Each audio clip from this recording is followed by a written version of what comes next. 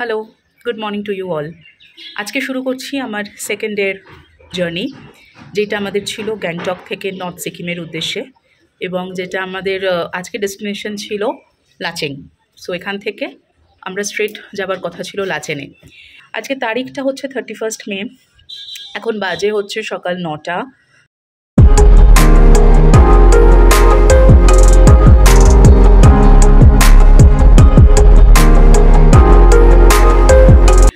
কিন্তু ঘুম থেকে উঠেই মনটা এতটাই খারাপ হয়ে গেল, কারণ একটা খবর পেলাম, এবং কালকে রাত্রেবেলায় ইনফ্যাক্ট সেই খবরটা আমরা সোশ্যাল মিডিয়াতে দেখেছিলাম।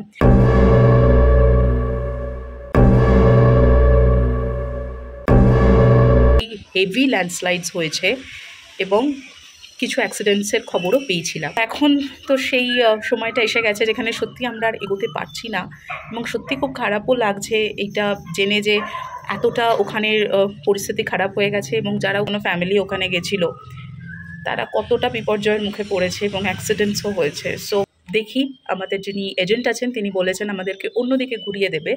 সো লেটস সি, এখনও জানি না ইনফ্যাক্ট কোন দিকে যাওয়া হবে। তোমরা থাকো সঙ্গে, খুব ভালো লাগবে। আমাদের মন খারাপ নিয়ে আজকে দিনটা শুরু করছি, বাট হোপফুলি মনটা ভালো হয়ে যাবে। দেখা যাক আজকে কি হয়। তোমরা থাকো আমার সঙ্গে, দেখি কোথায় কোথায় যাওয়া যায়।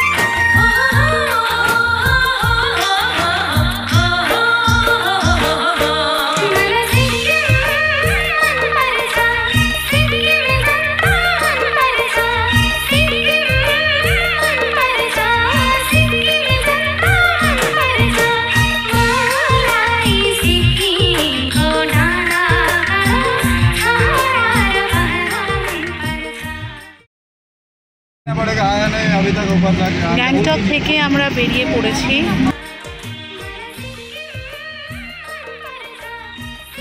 তখন সবে আমরা বেরিয়ে পড়েছি গ্যাংটক থেকে। ড্রাইভার দাদা বলল, চলুন দেখি কোথায় যাওয়া যায়। আর যেতে যেতে অপূর্ব কিছু রাস্তার মধ্যে দিয়ে আমাদের সোজা নিয়ে চলল ছাঙ্গু লেকের দিকে।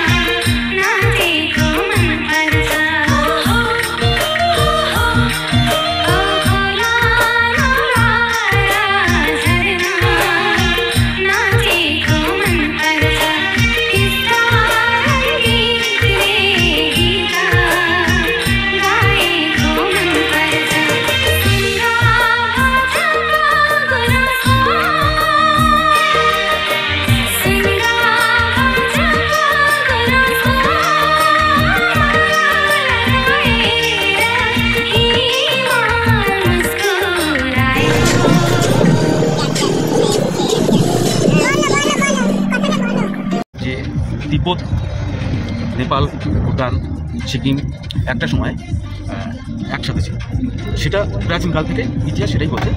তার জন্য এই মানুষের যে এখানকার এই তিনটে জায়গার মানুষের কিন্তু কালচার সংস্কৃতির মিল অনেকটাই পাওয়া যায়, এবং একটাই বৌদ্ধ ধর্মাবলম্বী ছিল তিব্বত এবং নেপাল, ভুটান, সিকিম। কিন্তু যখন বিভিন্ন সময়ের পরিবর্তে বিভিন্ন রাজা বা বিভিন্ন দেশের যে স্বায়ত্তশাসন তারা কায়েম করার জন্য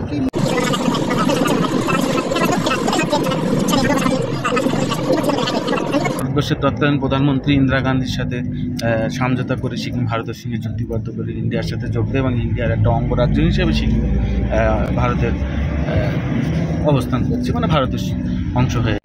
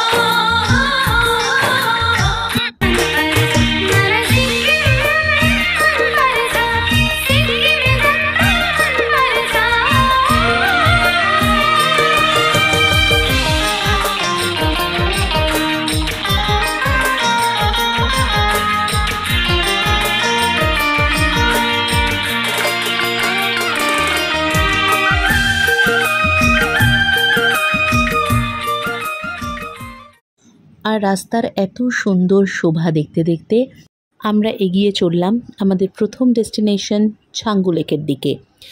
রাস্তায় অলরেডি কেটে গেছে ততক্ষণে প্রায় 1.5 ঘন্টা। আশা করছি ছাঙ্গু লেক পৌঁছতে হয়তো প্রায় 12টা বেজে যাবে। এবং ছাঙ্গু লেকের পরের ডেস্টিনেশনই আমাদের ছিল নাথুলা পাস। নাথুলা পাসে কিন্তু 12:30টার মধ্যেই ঢুকতে দেয়, তারপরে কিন্তু আর ঢুকতে দেয় না।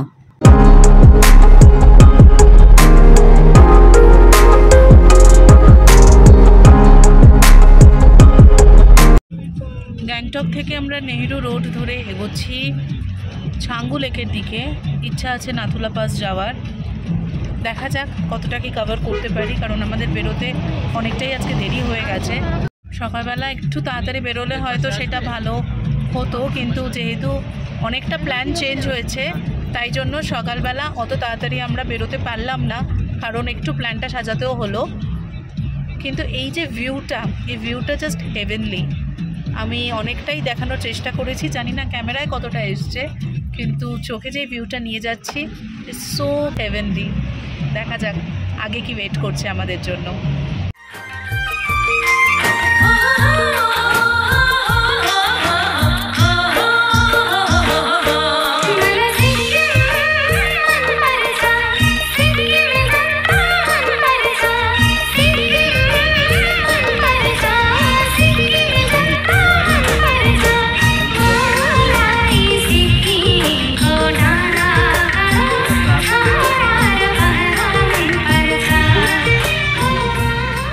প্রায় তখন বেলা 12টা নাগাদ আমরা পৌঁছে গেছি ছাঙ্গু লেকে। গ্যাংটক থেকে প্রায় 38 কিলোমিটার দূরে, সি লেভেল থেকে প্রায় 3750 মিটার উচ্চতায়, অর্থাৎ 12,310 ফুট উচ্চতায় রয়েছে এই ছাঙ্গু লেক। হিমবাহ দিয়েই সৃষ্টি এই লেক। শীতে এই পুরো লেকই কিন্তু বরফের চাদরে ঢেকে যায়, আবার গ্রীষ্মকালে চারিদিকে নানা রকম ফুল দেখতে পাওয়া যায়। গ্যাংটক থেকে প্রায় গাড়িতে সময় লাগলো ওই 1.5 থেকে 2 ঘন্টা। যেহেতু এটা সীমান্ত এলাকার কাছাকাছি, তাই বিশেষ পারমিটের কিন্তু প্রয়োজন আছে। স্থানীয় ট্যুর অপারেটর বা ট্রাভেল এজেন্সির মাধ্যমেই পারমিটের ব্যবস্থা করা হয়। দাঁড়িয়ে আছি ছাঙ্গু লেকে, প্রচণ্ড ফগ, কিন্তু এত সুন্দর ওয়েদার। আমার সত্যি প্রচণ্ড ভালো লাগছে এখানে। তোমরা না আসলে সেটা ফিল করতে পারবে না। পুরো রাস্তাটা যেমন হেভেনলি ছিল, জায়গাটাও ভীষণ ভীষণ সুন্দর। সো জাস্ট আমি একবার রাউন্ড দিয়ে দেখিয়ে দিচ্ছি। প্রসঙ্গত এখানে একটা ছোট্ট ইনফরমেশন দিয়ে রাখি, ছাঙ্গু লেকে আসতে হলে মাথা পিছু ভাড়া পড়ে 20 টাকা। 20 টাকা করে পাস কিনতে হয়। মার্চ এপ্রিলের মধ্যে এলে কিন্তু চারিদিকটা দেখতে পাওয়া যাবে বরফে ঢাকা। আমরা যেহেতু মে মাসের শেষের দিকে গেছি, তাই আমরা বরফ পাইনি, কিন্তু আমরা বেশ ভালো রকম বৃষ্টি পেয়েছিলাম। খুব বেশি বৃষ্টি হলেও কিন্তু আবার এখানকার রাস্তা বন্ধ হয়ে যায়। হাতে সময় কম থাকায় খুব বেশিক্ষণ আমরা এখানে দাঁড়াতে পারিনি। খুব তাড়াতাড়ি টাটা বাই বাই বলে চললাম আমরা পরের গন্তব্যে, নাথুলা পাস। আর এই যে অফিসটা দেখছো, এখান থেকেই কিন্তু আমাদের পারমিটটা করাতে হয়েছে নাথুলায় যাওয়ার জন্য, যেটা ছাঙ্গু লেকের পরেই পড়বে সেই রাস্তাতেই। গাড়ি পিছু নেওয়া হয় 5,000 টাকা পাস করানোর জন্য।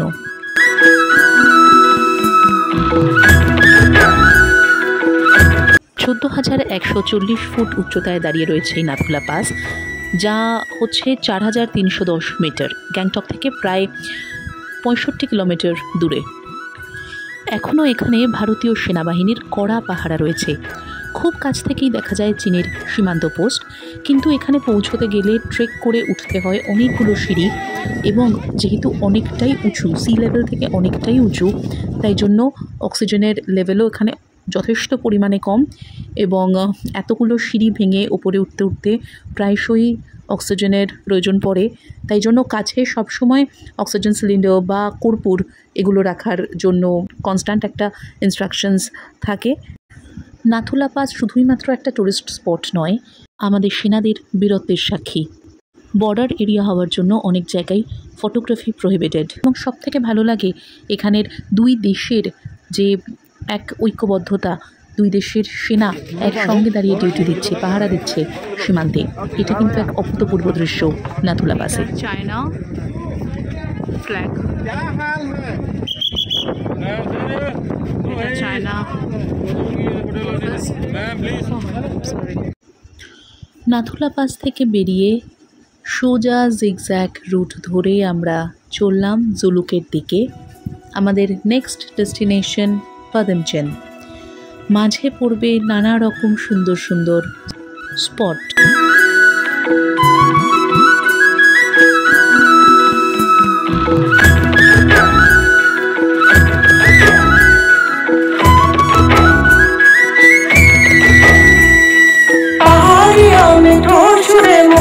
সিকিমের এই সিল্ক রুট একসময় ভারত, চীন এবং মধ্য এশিয়ার মধ্যে ব্যবসার প্রধান সেতুবন্ধন ছিল। এই পথ দিয়েই সিল্ক, চা, নুন, পশম, মশলা আদান প্রদান হতো। মূলত চীন থেকে সিল্ক আনা হতো এবং এই রুট দিয়েই আনা হতো বলে এই রুটটির নামকরণ সিল্ক রুট হয়। এই পথ ধরে ব্যবসায়ীরা হাঁটতে হাঁটতে তিব্বতের লাসা থেকে ভারতের কালিম্পং, দার্জিলিং হয়ে সমুদ্র বন্দর পর্যন্ত যেতেন। নাথুলা সেরে আমরা এখন যাচ্ছিলাম পুরো সাইট সিনে, মানে যে রাস্তাটা দিয়ে যাচ্ছি বিউটিফুল সাইট সিনস আমরা দেখেছি। এখানে একটা স্পট আছে, সেটাকে বলা হয় নাথাং ভ্যালি। তো সেই ভ্যালির এখন ছবিটা একটু দেখাবো। তার আগে আমি ব্যাক ক্যামেরা করে পুরো জায়গাটা দেখাচ্ছি।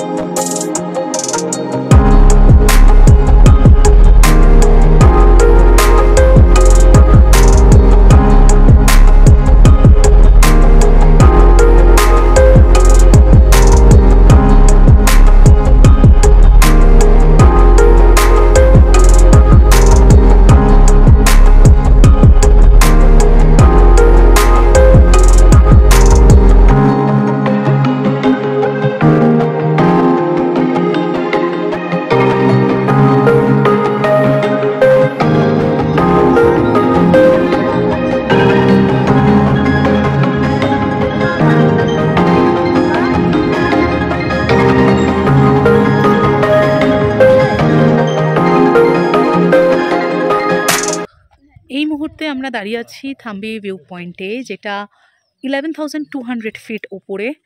এর উপরে আমরা নাথুলাতে ছিলাম, নাথুলা থেকে আমরা নামছি। মধ্যখানে পড়েছিল নাথাং ভ্যালি, যেটা তোমাদের দেখিয়েছিলাম। আর এখন এই মুহূর্তে দাঁড়িয়ে আছি যে ভিউ পয়েন্টে, সেখান থেকে জিগজ্যাগ রোডটা ভীষণ সুন্দর করে দেখা যাচ্ছে এবং সেটা দেখার জন্যই আমরা নিচে নামলাম। কিন্তু অগেন ফগ, এতটাই ফগি হয়ে আছে যে নিচটা অতটা ভালো করে আসছে না। তো পাহাড়ি অঞ্চলের এটাই একটা বিশেষত্ব, কখন যে তুমি ভিউ পাবে আর কখন পাবে না সেটা কিন্তু আগে থেকে প্রেডিক্ট করা যায় না। কিন্তু তারপরেও এই যে পুরো জার্নিটার যেটা একটা অ্যাডভেঞ্চার, কারণ আমাদের এইদিকে আসার কথাই ছিল না, আমাদের অন্যদিকে চলে যাওয়ার কথা ছিল, কিন্তু সেখান থেকে আমরা যে এইদিকে আসতে পেরেছি এবং এর মধ্যেও এতগুলো ভিউ পয়েন্ট কভার করতে পারছি, এটাই কিন্তু আমাদের জন্য একটা ভীষণ ভালো লাগার ব্যাপার। সো দেখাই একটু তোমাদেরকে ভিউ পয়েন্টটা।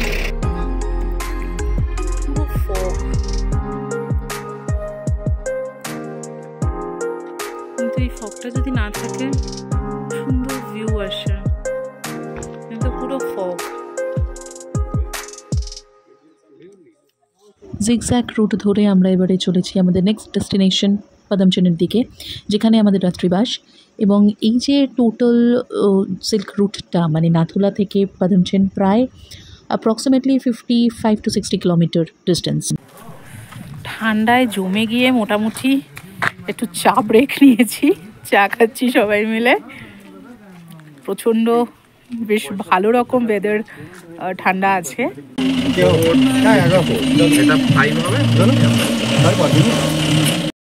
পাহাড়ি অঞ্চলের একটা বিশেষ বৈশিষ্ট্য হলো ড্রাইভাররা যখন একে অপরের সঙ্গে দেখা হয়, এই রকম অ্যাডভার্স ওয়েদার কন্ডিশনেও কিন্তু তারা গ্রিট করে একে অপরকে, তারা হ্যান্ডশেক করে, যেটা সমতলে একেবারেই দেখা যায় না, বলাই বাহুল্য। আর এই ফাইনালি পৌঁছে গেছি আমাদের পদমচেনের হোমস্টেতে।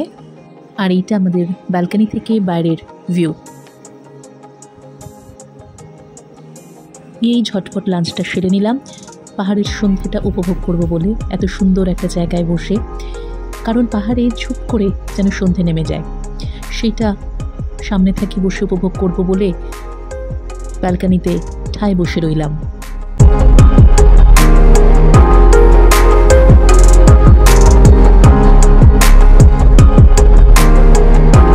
আমাদের আজকের ডিনার মেনু আলু ভাজি, চিকেন কষা, রুটি। এই যে আমার ছেলে।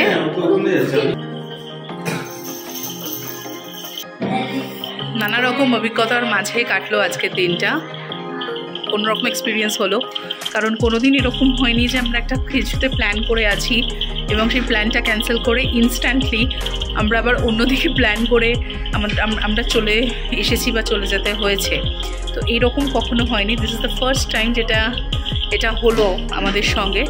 বাট ইয়েস, সব কিছুর একটা ফার্স্ট টাইম থাকে, তো এটাও আমার একটা এক্সপিরিয়েন্স হলো যে লাস্ট মোমেন্টে সকালবেলা উঠে যখন জানছি যে ট্রিপটাই হবে না, হয়তো বা ট্রিপটাই ক্যান্সেল হয়ে যাবে, তখন thanks to the travel agency যারা পুরো দায়িত্ব নিয়ে ট্রিপটা খুব সুন্দরভাবে অন্যদিকে ঘুরিয়ে দিল। তো আগামীকালও থাকছে একটা নতুন চমক, একটা নতুন জায়গা। সেটাও কোথায় যাচ্ছি ডেফিনেটলি আগামীকাল জানাবো। সো জানতে হলে দেখতে হবে পরের episode. Thank you so much সবাইকে আমাদের সঙ্গে থাকার জন্য। Good night, have a sweet dreams. খুব ভালো থাকবে সবাই। টাটা।